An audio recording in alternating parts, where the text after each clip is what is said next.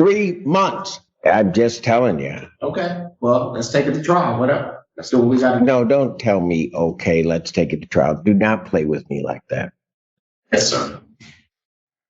Good answer. But I mean, you can laugh about it or not, but the burden's on you guys. Tell you something, Mr. Montgomery. No, you'll hear me. So I'd suggest that you watch after I say something what comes out of your mouth. You're going to feel the full wrath of this robe come down on you, and I don't want to do that. These two walked into court genuinely believing they cracked the legal code because their car broke again 2 years after a repair. The woman here is arguing like time doesn't exist. She's convinced a mechanic owes her forever because a part eventually failed. Her partner sits there sighing and rolling his eyes like the judge personally inconvenienced him by existing. And you can see the judge slowly realizing this isn't a misunderstanding. It's just delusion with paperwork. Let me know in the comments. Should a mechanic be responsible for a car part until the end of time? Let's dive in. One more thing to say. If the vehicle was not running because of the fuel pump, which they gave the original diagnosis, if it's not running after they fix it, then... I'm trying to figure out how in a mile you figured that out. Because it ran because when I brought it in, it was running. I drove it in there. When I brought it in... No. What I'm trying to figure out is, let's say it was running. Let's say everything is as you say it is. When you leave their facility, how do you know the vehicle isn't running? When we left the facility, it was running. I drove it. You drove it away from there? I drove it away. Okay, so then, folks. But it was also running when it was performing the same way when we brought it in there originally. It was performing. It's just that what the problem was that it was stalling out. Okay, so how do I know in that mile that they had not cured the stalling out? A fuel pump is supposed to work continuously. It's not only... Ma'am, I understand a whole lot more about cars than you think I do. Okay. And I'm going to tell you, I understand exactly how that fuel pump works. Well, so, I asked you a question. I thought it was a question. No. I asked you a question. Okay. Well, can you repeat the question again? How do I know that vehicle wasn't stalling? Because when we returned the vehicle for them to look at it again, as the note say, he gave us another diagnosis saying it's the fuel pump. That was because he didn't remember dealing with or fixing that vehicle that prior year or 13 months or whatever it was. This was his diagnosis that, you guys need a fuel pump. Because you came in there and gave him the same symptoms. Well, no, we just said the car's not stop. And that's it. Very vague. And they did their diagnosis. And their diagnosis was that the fuel pump needed to be replaced. Okay, but why is that their fault? Because they were supposed to replace the fuel pump the first time.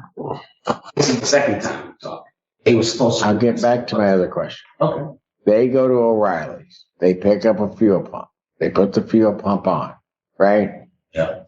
Fuel pump doesn't work or doesn't do what it's supposed to do. How do you attribute that to them? Because we rendered their services to fix the pump in the first place. But you then don't bring it back until 2 years later. There is no workplace anywhere that is going to give you a warranty on a part, particularly a 1999, that I'm talking putting a part on a 10-year-old vehicle that I'm going to warranty that part for over 2 years, because that's what you're asking them to do.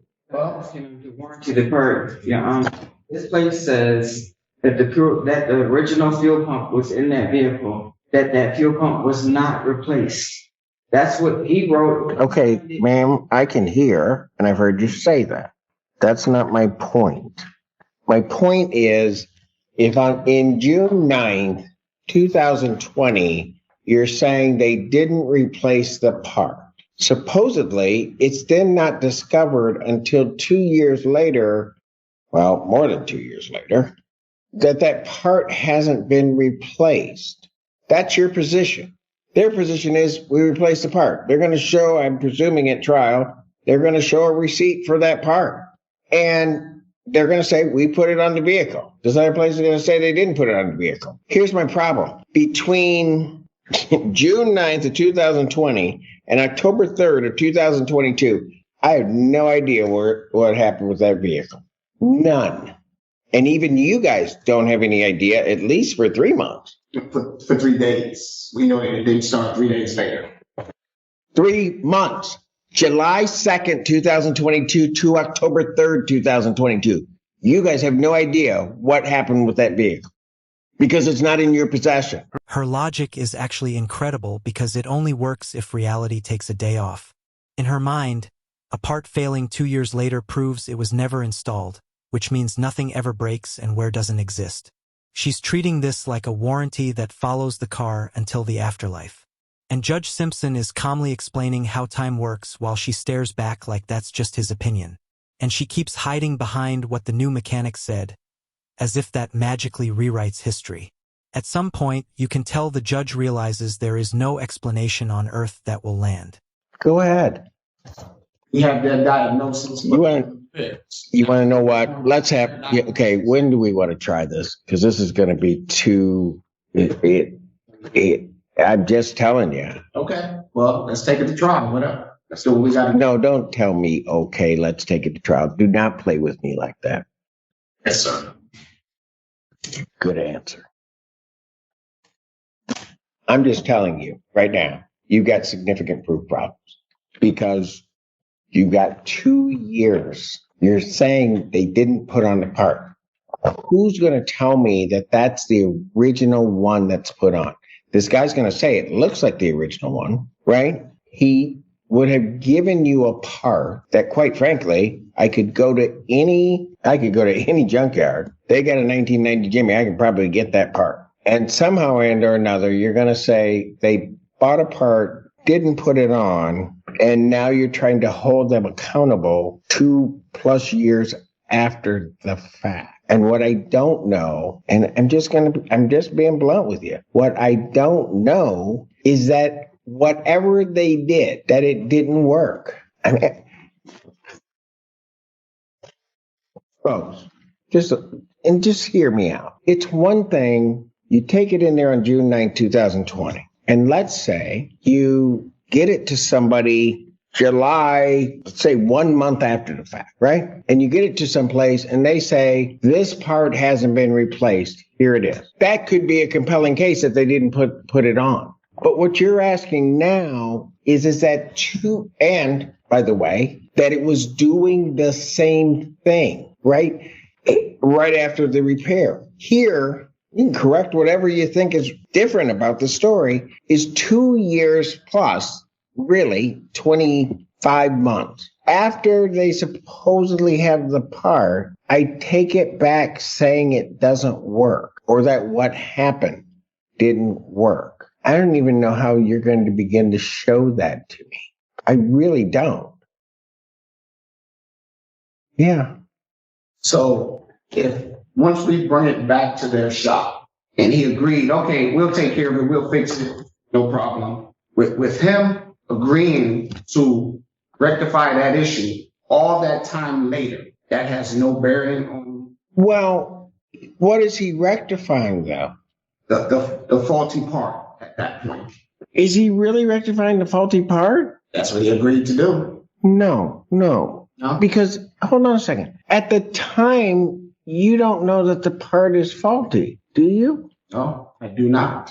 So if you don't know that it's a faulty part, how's he trying to rectify the faulty part? Maybe because they've already done a diagnosis and they see it's the fuel pump. This was after the diagnosis, the second diagnosis. And he agreed, yeah, we'll take care of it. Okay, we'll take care of it. So what's that mean? I've got a customer that wants something done. We'll take care of it. Yeah. I'm curious, he's the mechanic. How long is the fuel pump supposed to last in the vehicle? Well, man, that's going to depend. I mean, I know enough about fuel pumps. I mean, you can put one in and it's operating just fine, but there are other parts of the system that are relying upon that fuel pump. And so, I mean, you can get a defective fuel pump. Mm-hmm. I mean, that can happen. But I can't even say that's what happened in this case. But the evidence from the other shop, he states that the components, he can clearly see that the components for that fuel pump were not touched. He said once those straps come off, they're broken. They need to be replaced. These are still... How do I know that didn't happen? Because he said so. He's the mechanic. No, ma'am. We didn't drive. Because listen, if we didn't drive the vehicle, then everything's still going to be new. Why would it be used if it's not being used? Ma'am, that's part of the proof problems, isn't it? This has got to be some of the worst courtroom behavior imaginable. The eye rolls, the scoffs, the body language. They all scream somebody who's never been told no by anybody.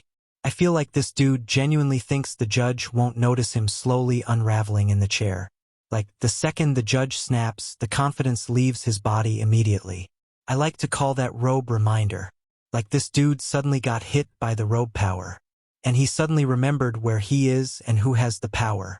It's just amazing how fast attitude disappears when consequences show up. I mean, that's what I'm saying. Part of the proof problems is this vehicle sat for 2 years. So the parts are still new. They may be or may not be. I mean, you're going to have to account for every day that vehicle's sitting. But I mean, you can laugh about it or not, but the burden's on you guys. When do you want to try this? Well, let's get this done.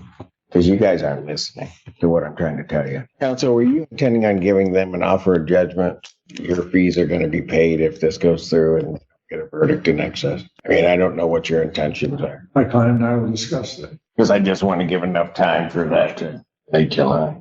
Discovery being closed will be set July 26, 2023, 9 a.m. in person. What time was that? Set at 9 a.m. in person. You got to have all your witnesses, documents, evidence here, and we'll go for counsel. That'll give you time to do an offer of judgment so that if it does come down to that, your fees will be paid. Yes. Your Honor, that doesn't give us enough time to seek counsel and to do the things that we're going to need to do here. You started this case in February. It is now the end of May. That's 60 days out for trial. Discovery's closed. I don't know why it can't be tried now. You're intending on getting an attorney? Absolutely.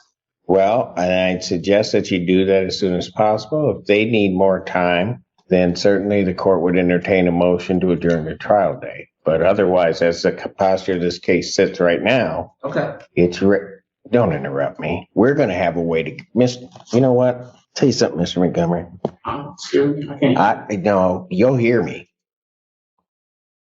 I'm going to tell you right now, I expect people to conduct themselves in certain ways in my courtroom. I don't know. Just listen to me. I don't want this other stuff in terms of comments that I'm making. I will show you respect, but the one thing I will not let happen, ever, you can sit up there and you can disrespect me all you want, but I will never let this institution in this courtroom be disrespected. So I'd suggest that you watch after I say something what comes out of your mouth. Because whether or not you're intending to give that impression, you certainly are to this court giving that impression. And if you continue to do that, and you've done it 2 or 3 times today, and I let it slide. But if you continue to do that, you're going to feel the full wrath of this robe come down on you. And I don't want to do that. Am I understood? Yes, Your Honor. Thank you. We'll see you in July. This entire hearing was entitlement running headfirst into reality. They didn't come in with evidence. They came in with vibes and expected the court to validate them. The judge pretty much made it clear that frustration is not proof and bad luck is not fraud. Watching their confidence drain was honestly the most educational part of this case here. This is what happens when people treat court like customer service. Now they're being told to come back with a lawyer, which is usually code for this isn't going how you thought. Do you think they'll actually come back prepared or quietly pretend this never happened? Thank you so much for watching, guys.